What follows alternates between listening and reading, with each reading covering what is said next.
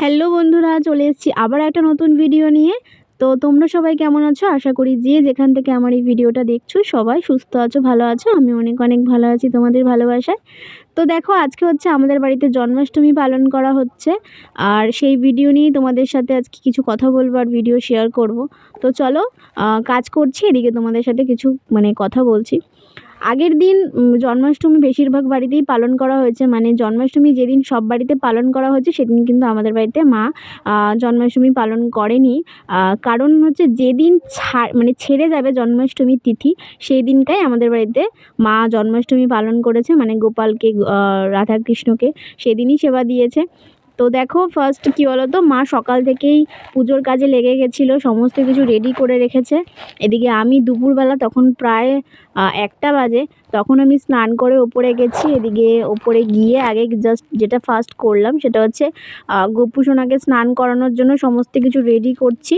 তারপরে ওর জায়গাটা, মানে যেখানটা ওকে বসাবো সেই আসনটা ভালো করে পরিষ্কার করে সুন্দর একটা কাপড় পেতে নেব। তারপরে অনেকগুলো কাপড়, জামা পেয়েছে ও গপু সোনা আমাদের। তো সেই জামাগুলোকে বার করে দেখছিলাম কোনটা কি পরাবো। তো এই একটা দিদিভাই বেশিরভাগ জামা কিনেছে। তারপরে আমার মা কয়েকটা জামা পাঠিয়েছে, দিদিভাইয়ের মা কয়েকটা জামা পাঠিয়েছে।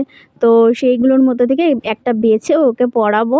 তো ফার্স্ট কী বলো তো, এই দেখো গায়ে হলুদ দিয়ে দিচ্ছি। তারপরে ওই দুধ গঙ্গা জলের মধ্যে সমস্ত পঞ্চশস্য মিলিয়ে, তারপরে আরও যে যে জিনিসগুলো আছে, চন্দন বেটে নিয়েছিলাম সেগুলো দিয়েছি, ফুল, তুলসী পাতা, বেলপাতা সমস্ত কিছু দিয়ে তারপরে গপু সোনাকে স্নান করাবো। আমিও স্নান করাবো, মাকেও মাও স্নান করাবে।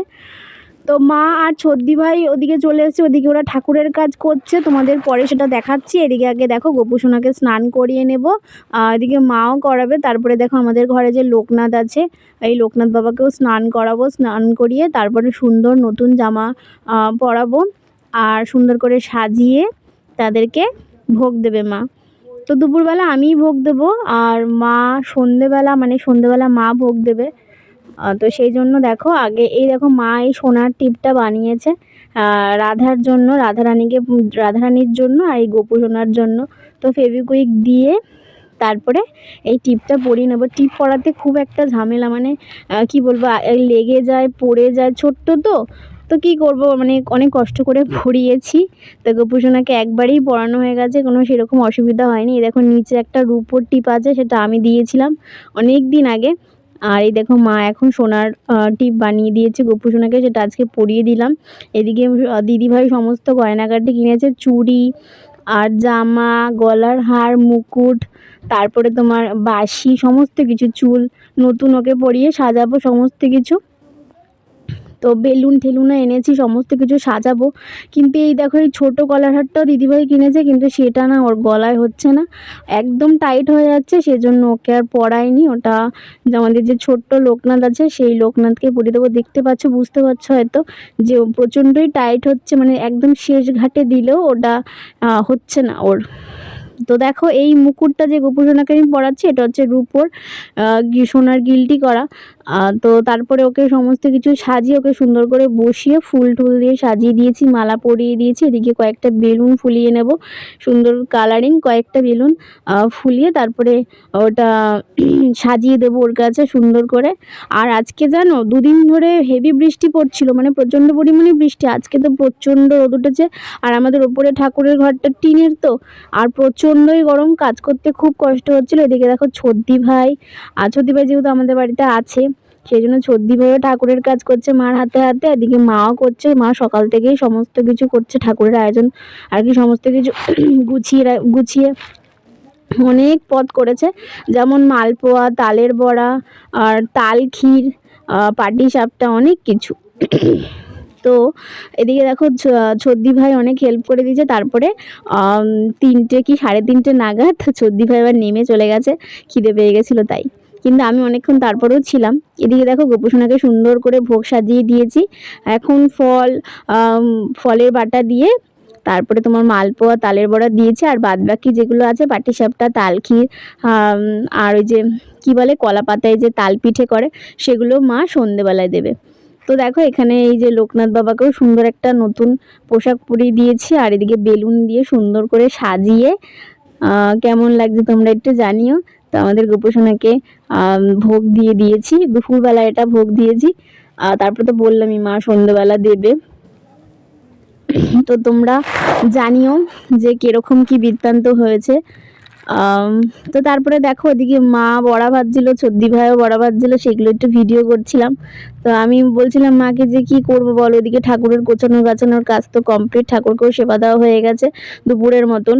তো আবার তো সন্ধ্যেবেলা দেবা, কিন্তু এখন কি করব আর, বাদ বাকি যে কাজগুলো আছে বলে কি তাহলে আমরা এদিকে যখন করছি তুমি তাহলে তাল পিঠেটা করো, মানে কলা পাতায় যেটা আর কি তাল পিঠে করে। তো সেটাই দেখো আমি রেডি করে দিচ্ছিলাম, মা তারপরে করেছিল। আমি ওই যে অনেকক্ষণ ধরেই বসে বসে সব কলা পাতার মধ্যে তাল পিঠেগুলোকে আর কি নতুন আমি এই প্রথম ফার্স্ট করলাম, বিশ্বাস করবে না। এর আগে মা করেছিল কিন্তু আমি এই প্রসেসটা আমি আর কি করিনি। তো দেখো ফার্স্ট আমি করছি, তোমরা কজন এরকম আর কি করেছো আর খেয়েছো। তো আমার তো মানে প্রসাদ হিসেবে যখন দিয়েছিল মা, ঠাকুরকে দেওয়ার পরে যখন প্রসাদ হিসেবে দিয়েছিল, খেতে খুব ভালো হয়েছিল, অসাধারণ। আর গরম গরম নাকি খুব ভালো হয় খেতে। তো আমার যেহেতু ঠান্ডা হয়ে গেছিলো, মানে প্রসাদ দেওয়ার পরে দিয়েছিল তো ঠান্ডা হয়ে গেছিলো, সেজন্য খুব অতটা ভালো লাগেনি, কিন্তু খেতে খুব ভালো হয়েছিল। তারপরে দেখো এই যে অনেকগুলো পাতা ছিল, সেই পাতাগুলো বসে বসে করা মানে বিরক্তি কি বলবো না, গরমে না খুব শরীর খারাপ লাগছিল, প্রচণ্ড গরম, উপরের ঘরটা টিনের তাপ, গ্যাসের সামনে। আর মা তো সেই সকাল দিয়ে করছে, মার শরীরটা খারাপ হয়ে গেছিলো। তারপরে দেখো এদিকে অনেকক্ষণ ধরে এগুলো কি বলতো ধৈর্যের কাজ, আর কি বলবো। তো এদিকে ছদ্দি ভাই চলে গেছে, ছদ্দি ভাইয়ের প্রচণ্ড পরিমাণে খিদে পেয়ে গেছিলো। তো আজকে মানে বাড়িতে ঘরে নিরামিষই করেছিলাম। আমি কি বলতো মানে সকালবেলা সমস্ত কিছু ঘরের কাজ বাজ কমপ্লিট করে রান্না বান্না করে তারপরে ওপরে এসে, যে সেই জন্য আমার 1টা বেজে গেছিলো মানে উপরে আস্তে আস্তে। তো এখন বাজে ঘড়িতে প্রায়, আমি যেই টাইমে আর কি এই পিঠেটা করছি সেই টাইমে প্রায় ঘড়িতে বাজে হচ্ছে 3:30। ছদ্দি ভাই নিচে চলে গেছে, নিচে গিয়ে খেয়ে দিয়ে ঘুমিয়েও পড়েছে। আমি তারপরে এইটা কমপ্লিট করে তারপরে মা এদিকে দেখো, আমি ওইদিকে তাল পিঠেটা করছিলাম, মা এদিকে পাটিসাপটা করছিল। তো পদে পদে অনেক কিছুই করেছে, শুধু নাড়ুটা করা হয়নি, নাড়ুটা বাকি ছিল। মা বলছিল নাড়ুটা অন্য একদিন করে তারপরে দেবে গোপুসোনাকে। তো এদিকে দেখো পাটিসাপটা করে তারপরে আমি ওইদিকে পিঠাটা, যেহেতু তাল পিঠাটা করা কমপ্লিট হয়ে গেছে, আমি মাকে বললাম যে আমি নিচে চলে যাই। নিচে গিয়ে মেয়ে তো খুব বিরক্ত করছিল নিচে, তো অনেকক্ষণ আমি ছিলাম না, বারবার ওপরে আসছিল, ওই ঠাকুরের এখানে আসছিল, আর উপরে তো প্রচণ্ডই গরম। তো নিচে এই জন্য পাঠিয়ে দিয়েছিলাম। আর তারপরে আমি ওইদিকে ঠাকুরের কাজ কমপ্লিট করে নিচে চলে যাব।